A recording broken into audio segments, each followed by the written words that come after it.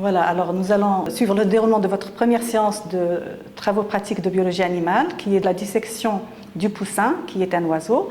Alors pourquoi ce TP? C'est pour voir qu'il y a une différence au niveau de l'appareil digestif quand on compare par rapport à celui que vous connaissez chez les mammifères. Donc dans un premier temps, vous allez suivre les différentes étapes de la dissection. Puis, dans un deuxième temps, vous allez vous-même faire votre dissection, donc par binôme. Chaque binôme aura un poussin et donc vous allez travailler ensemble. Voilà, donc le but du TP d'aujourd'hui, c'est d'étudier l'appareil digestif du poussin. Pour cela, vous allez fixer votre animal dos contre le liège de votre cuvette, c'est-à-dire la face ventrale vers le haut. Et vous allez fixer avec des épingles la tête, les membres antérieurs et postérieurs qui doivent être bien en extension. Donc bien fixés, essayez de mettre donc les épingles horizontalement et non pas verticalement.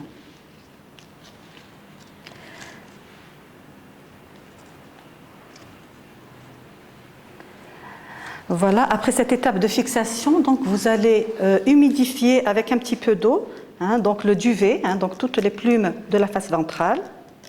Donc les humidifier avec un petit peu d'eau. Et tout doucement, donc vous allez les déplumer exactement comme quand vous déplumez un poulet chez vous à la maison. Alors s'il vous plaît, vous mettez bien les plumes dans un petit morceau de papier et non pas dans l'évier.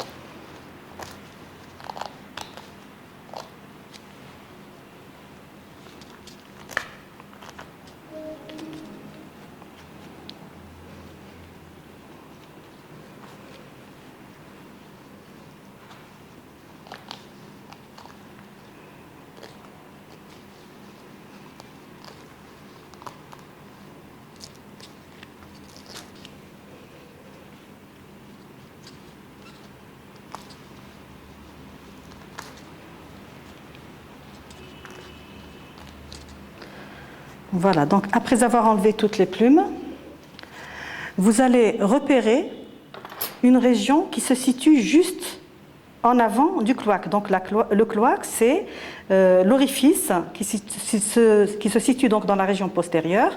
Et donc juste en avant de ce cloaque, vous allez pincer tout doucement avec une pince et vous allez faire ce qu'on appelle une petite boutonnière ou incision de la peau, de manière à découper la peau de l'animal sur sa face ventrale. Alors, avant de couper, vous allez prendre cet instrument qu'on appelle la sonde cannelée. C'est pour, en fait, couper au-dessus de la gouttière de la sonde cannelée pour ne pas abîmer les organes qui se situent en dessous. Vous enfoncez la sonde cannelée sous la peau, en direction du cou, et vous allez découper le long de cette sonde cannelée la peau de la face ventrale.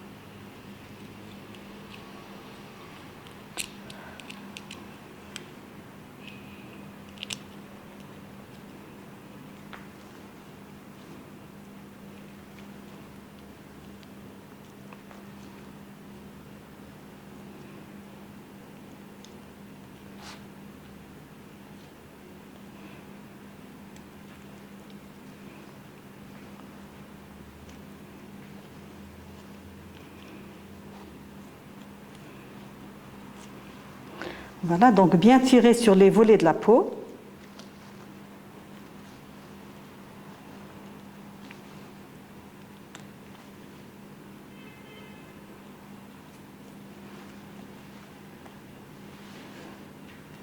Voilà. Alors, une fois qu'on a tiré sur les volets de la peau, on découvre donc ici ce qu'on appelle le sternum. Alors, avant de continuer la dissection, je voudrais parler un petit peu de la position systématique de ce poussin. Donc, c'est un vertébré puisqu'il possède une colonne vertébrale. On a une mâchoire ici qui est mobile, hein, qui correspond au bec. Donc, on dit que c'est un gnatostome. C'est également un oiseau puisqu'il possède 2 ailes. Hein, donc, vous voyez que les membres antérieurs sont transformés en ailes. Par ailleurs, c'est un tétrapode puisqu'il a 4 membres. Et c'est également un carinate. Alors, je voudrais m'attarder un petit peu sur le mot carinate. Qu'est-ce que ça veut dire, carinate? Alors, quand on regarde ici le sternum, donc avant de le découper, donc on voit toute cette masse-là, c'est le sternum, et ici, nous voyons une petite pointe, ici, blanchâtre, qu'on appelle donc le bréchet. Alors, pourquoi carinate? Parce qu'il y a présence d'un bréchet, qu'on voit ici, sur le sternum, en forme de carène. Alors, qu'est-ce que c'est que le carène? C'est la partie inférieure d'un bateau, hein, qui est sous l'eau. Quand on regarde un bateau, toute la partie inférieure, elle a une forme, ce qu'on appelle le coque d'un bateau, hein, ou carène d'un bateau. Donc, ce sternum nous rappelle le carène d'un bateau, et c'est pour ça qu'on dit que c'est un carinate. Alors maintenant, nous allons voir la deuxième étape de la dissection. Donc, on va découper ce sternum. Et pour ça, comme nous avons fait tout à l'heure une boutonnière juste en avant de la région cloacale, nous allons faire une petite boutonnière ici, donc à la pointe du bréchet. Alors là, il va falloir couper un petit peu de manière plus forte, avec des ciseaux, si possible, un peu plus forts, parce que c'est du muscle, donc il va falloir... Ça résiste, et donc il va falloir couper un petit peu plus fort. Voilà, donc faire une petite boutonnière à la pointe du bréchet. Faites bien attention à ne pas abîmer, bien sûr, les organes qui se situent en dessous.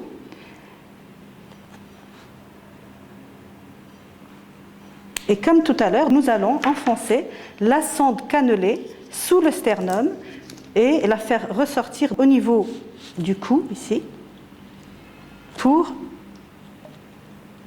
découper donc ce sternum.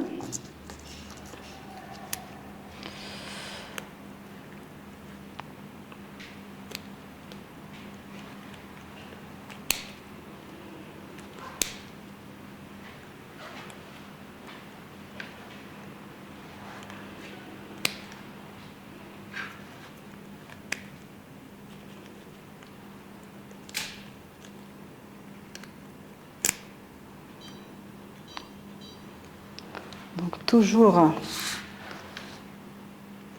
le long de la sonde cannelée.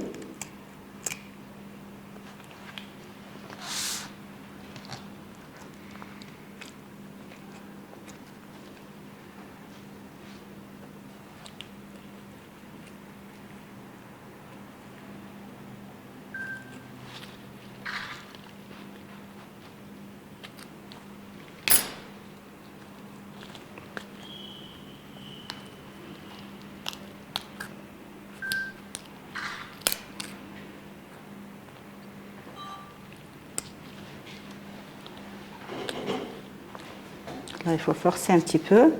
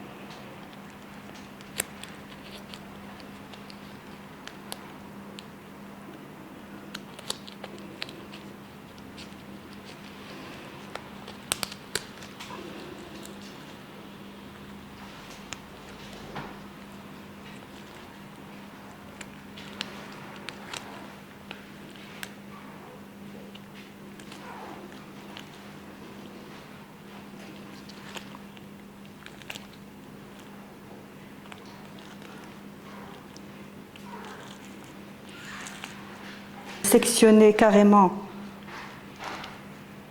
ce sternum pour avoir une meilleure visibilité.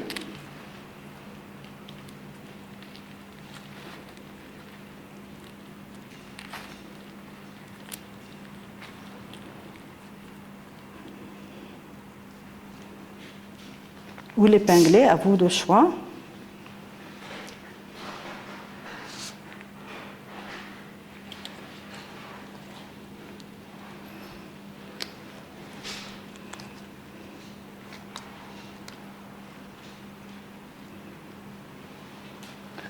Voilà dans un premier temps ce que vous devez obtenir.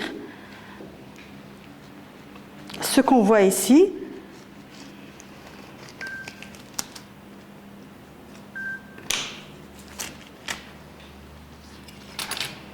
alors dans un premier temps, nous voyons ici une grosse poche qui correspond à la zone de réserve des aliments et qui est le jabot. Et juste avant le jabot, nous allons dégager l'œsophage qui fait suite au bec, juste après le bec. Donc nous avons la continuité, c'est l'œsophage. C'est le début de l'appareil digestif qui, lui, se poursuit par le jabot. Alors, le rôle du jabot, c'est réserve alimentaire, et c'est pour ça que nous avons toutes les graines qui sont à l'intérieur. Et ensuite, faisant suite au jabot, nous avons encore la continuité de l'œsophage. Alors, attention, ne pas confondre l'œsophage, qui est un muscle lisse, avec la trachée qui est juste à côté, qui fait partie de l'appareil respiratoire et qui est plutôt constitué d'anneaux. Donc on sent un cartilage, à ne pas confondre avec l'œsophage qui lui fait partie de l'appareil digestif. Donc nous avons également ici l'œsophage. Et là, avant de continuer la dissection du poussin, nous allons repérer quelques organes en place, notamment le cœur, bien sûr, qui ne fait pas partie de l'appareil digestif. Et là, nous voyons ici le foie et ici une grande masse qui va recouvrir tout le reste de l'abdomen, donc c'est-à-dire tout le reste de l'appareil digestif. Alors, dans un premier temps, ce qu'il faut faire, c'est sectionner le cœur pour voir la continuité de l'œsophage avec le reste de l'appareil digestif.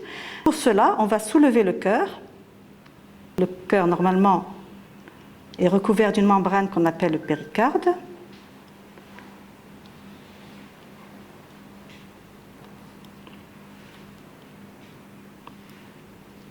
Voilà, on voit qu'il y a une petite membrane, donc on va essayer de l'arracher, de l'enlever, comme ça sera plus facile après de couper le cœur. Alors évidemment, quand on va couper le cœur, ça va un petit peu saigner, donc il faudra laver.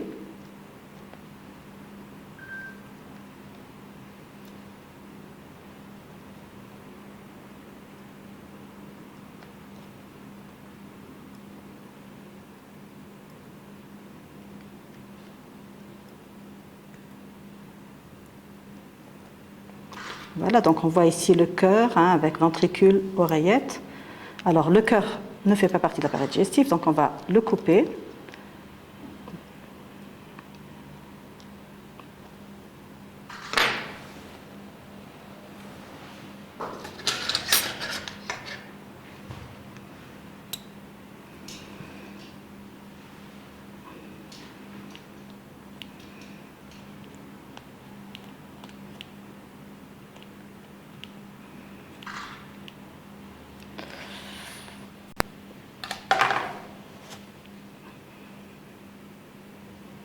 Alors, de préférence, il faudrait passer le poussin sous le robinet pour nettoyer le sang.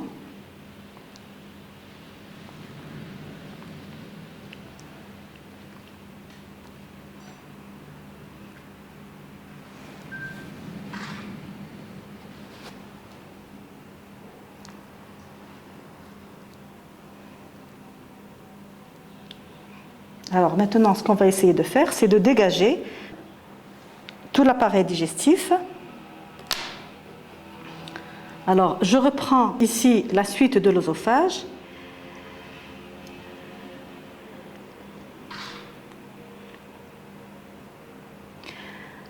Ensuite, je vais découper toute cette enveloppe dans le but de dégager le reste de l'appareil digestif.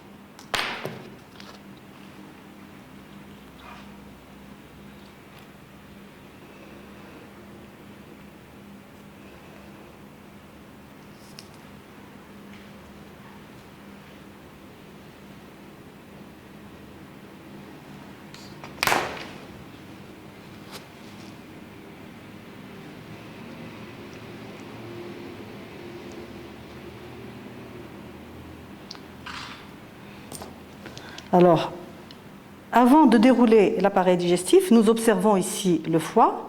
Donc vous voyez qu'on a le foie constitué de 2 lobes. On voit ici une partie de l'estomac que l'on appelle le gésier. Nous allons voir son rôle dans un petit instant. Et nous voyons ici un mésentère qui va regrouper tout l'intestin. Alors là encore, nous allons couper ce mésentère de manière à dérouler l'intestin.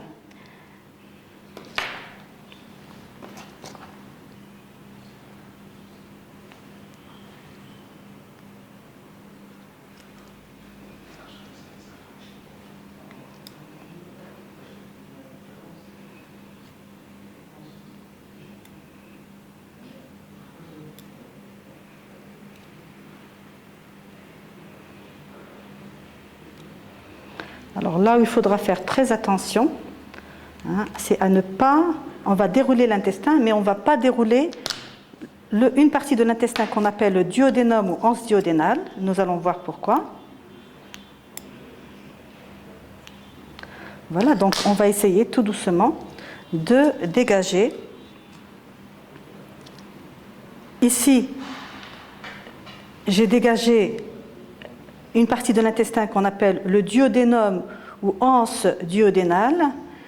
Cette anse duodénale comprend une anse descendante, c'est-à-dire qui descend, et une anse ascendante qui monte. Alors, surtout ne pas dérouler cette partie, c'est-à-dire ne pas écarter les 2 branches ascendantes et descendantes. Pourquoi? Eh bien, parce que nous avons, à l'intérieur, entre ces 2 branches, nous avons une glande que l'on voit ici, une glande que l'on appelle le pancréas. Donc, ne pas dérouler cette partie. Alors, nous voyons ici le foie, la vésicule biliaire, qui est là. Alors, nous allons voir le rôle de chacun de ces viscères.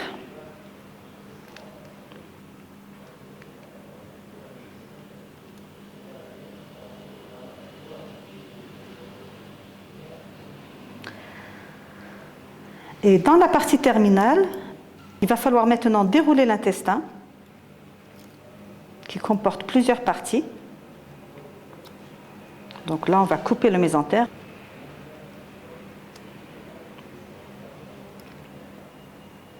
On va dérouler tranquillement tout l'intestin, sans problème. Sans toucher bien sûr au duodénum.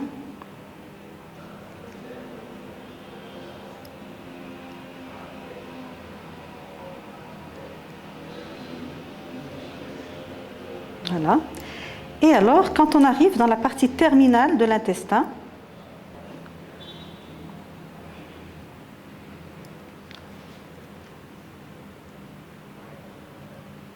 qu'on coupe tout ce mésentère, déroulez tranquillement votre intestin qui est d'une longueur assez grande. Et là donc, il va falloir repérer dans la partie terminale de l'intestin une bifurcation dans la partie terminale qu'on appelle les cécas digestifs. On dit un cécum et 2 cécas digestifs. Alors, il faudra tout doucement essayer de séparer les 2 cécas digestifs, voilà, du reste de l'intestin. Voilà, le premier cécum. Et ensuite, je vais décoller le deuxième.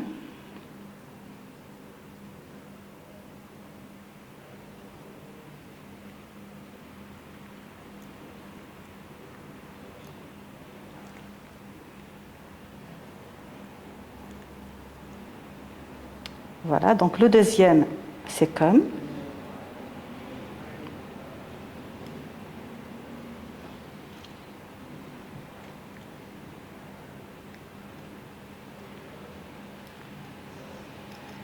Voilà, je déroulerai dans un petit moment tout l'appareil digestif. Et donc, on voit que juste après l'expansion des deux CK digestifs, nous avons la partie terminale de l'intestin, qui est donc le rectum, qui lui débouche dans le cloaque, et nous allons voir le rôle du cloaque. Alors, avant de continuer, donc j'attendais d'éponger un petit peu parce que ça continue de saigner, je voudrais dégager la continuité entre l'œsophage et ce qu'on appelle le ventricule subcenturier. Alors le ventricule subcenturier, c'est la première partie de l'estomac. Tout à l'heure, je vous ai dit que l'estomac était constitué de deux parties. Je vous ai montré le gésier et maintenant, je vais vous montrer la première partie qui est le ventricule subcenturier.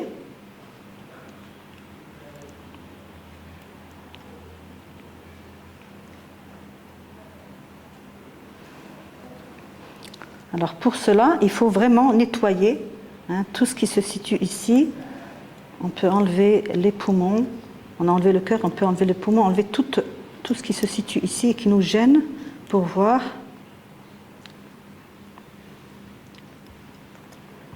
Donc cette continuité-là.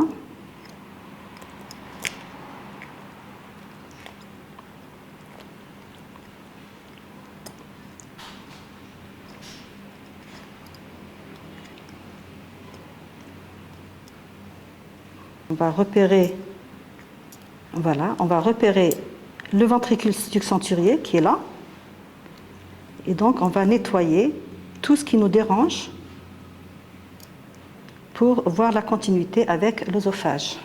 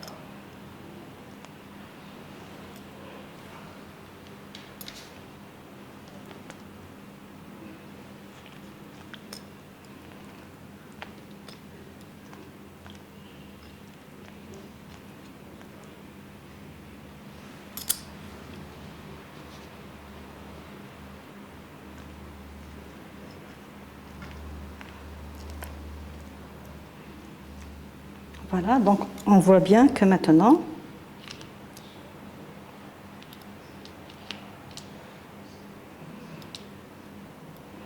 on peut rabattre l'intestin sur le côté de l'animal.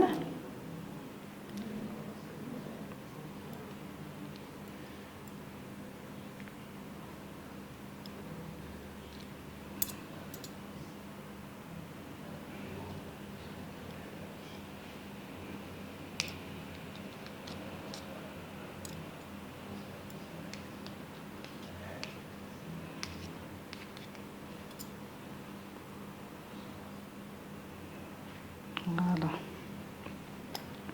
Alors, si je reprends maintenant toutes les différentes parties de l'appareil digestif, je reprends depuis le début. Donc, l'appareil digestif est constitué de l'œsophage, qui fait suite au bec. Ensuite, nous avons le jabot. Donc, le rôle du jabot, c'est un rôle de réserve d'aliments. Puis, nous avons encore un segment d'œsophage. Puis, nous avons la première partie de l'estomac qui est le ventricule subcenturier, donc c'est ça. Donc nous avons le ventricule subcenturier qui est là, qui est l'estomac chimique, puisque c'est là où va se faire une digestion enzymatique. Puis nous avons ici le gésier broyeur qui va jouer un rôle mécanique, le rôle mécanique de l'estomac. Puis nous avons, suite au gésier, nous avons le duodénum, comme je le disais tout à l'heure, avec une anse descendante, une anse ascendante et le pancréas. Alors, le rôle du pancréas, c'est de sécréter du suc pancréatique qui va être déversé dans l'intestin. Puis, il va déverser le suc pancréatique par ce qu'on appelle les canaux pancréatiques.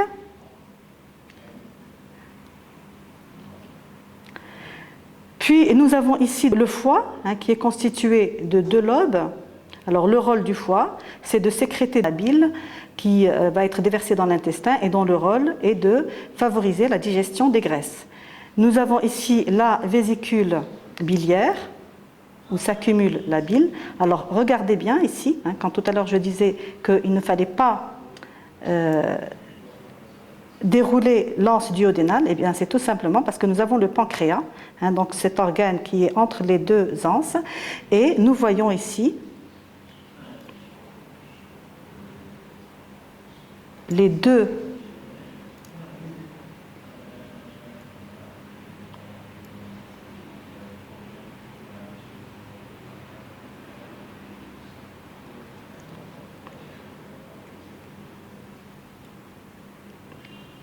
Alors, les 2 canaux sont là. Donc, on voit ici, il y en a un et puis un deuxième qui vont venir donc du foie vers les intestins. Alors, faisant suite à ce duodénum, nous avons donc tout l'autre intestin, donc toute l'autre partie terminale de l'intestin. Nous avons le jéjunum, c'est toute cette partie-là, qui se poursuit par l'ilion. L'ilion, c'est juste avant les 2 CK digestifs, ont un rôle d'absorption et de digestion. Et ensuite, nous avons le rectum, c'est la partie terminale de l'intestin qui, lui, va déboucher dans le cloaque. Alors, je voudrais, même si aujourd'hui notre objectif c'est de disséquer uniquement l'appareil digestif, souligner l'importance de ce cloaque, ou poche cloacale, parce que c'est là où vont aboutir à la fois les produits de la digestion, donc les produits de la digestion, c'est-à-dire les produits qui viennent de l'intestin, les produits urinaires, c'est-à-dire les produits qui vont venir, donc le liquide normalement qui vient des reins, est un liquide clair, mais il va se reconcentrer par réabsorption d'eau au niveau du cloaque, et donc il va se transformer en une pâte blanchâtre qu'on appelle urate, qui va se mêler aux fesses du rectum. Et également, c'est là où vont aboutir, donc toujours la poche cloacale, c'est là où vont, donc voilà cette poche cloacale, c'est là où vont aboutir les produits génitaux, c'est-à-dire oviductes et spermiductes vont déverser leur contenu au niveau de la poche cloacale. Donc à bien retenir que la poche cloacale, c'est là où aboutissent à la fois les produits excréteurs, génitaux et urinaires.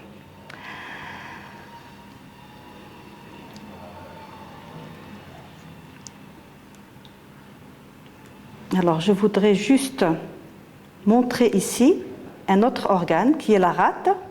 Alors la rate, qui est en général qui se situe juste à côté du gésier, eh bien la rate joue un rôle hématopoïétique. De même, juste à côté, mais ça ne fait pas partie de l'appareil digestif. Ici, nous avons ce qu'on appelle la bourse de Fabricius, juste à côté de la poche cloacale, qui est également un organe hématopoïétique juvénile. Voilà. Après avoir terminé votre dissection, vous allez bien dégager tout l'appareil digestif sur le côté droit de l'animal, bien mettre en évidence tout l'appareil digestif, y compris le foie, ne pas oublier le foie bien sûr. Voilà, donc je vais récapituler maintenant les différents éléments de l'appareil digestif que vous devez disséquer, observer puis dessiner. Nous avons ici l'appareil digestif qui commence par le bec, puis nous avons l'œsophage qui fait suite au bec, puis le jabot, rôle de réserve alimentaire, puis de nouveau la continuité de l'œsophage.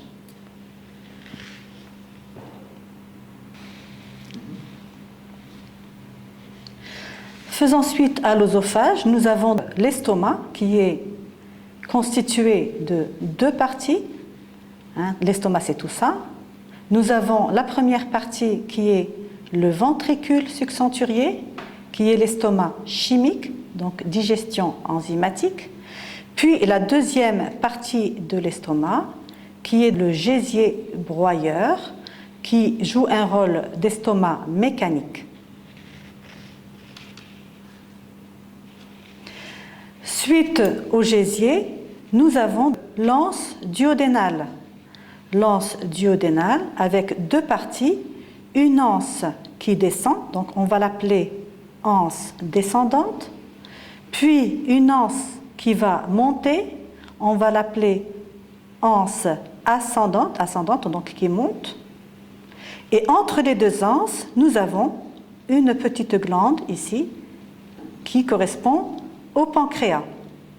On voit ici on voit donc le foie constitué de deux lobes, la vésicule biliaire, et on voit que ici nous avons donc les deux canaux qui sont là, qui viennent du foie vers le duodénum.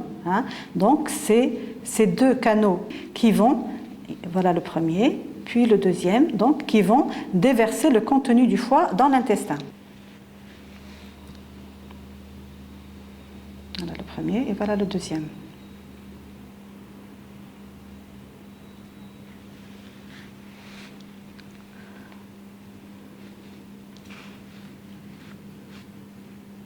Alors, nous avons ici la rate, donc rôle hématopoïétique.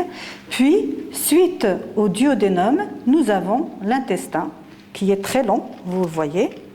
Ce n'est pas la peine de le dessiner dans la totalité, il faudra dessiner le début, vous mettez des points de suspension et vous reprenez l'intestin vers la fin. Et dans la partie terminale, cet intestin va subir une bifurcation, c'est-à-dire des expansions latérales pour donner les deux CK digestifs. On dit un C comme deux CK avec A sans S. La partie terminale de l'intestin qui est le rectum qui va aboutir dans le cloaque. Une fois que vous aurez terminé votre dissection, vous allez devoir dessiner l'appareil digestif.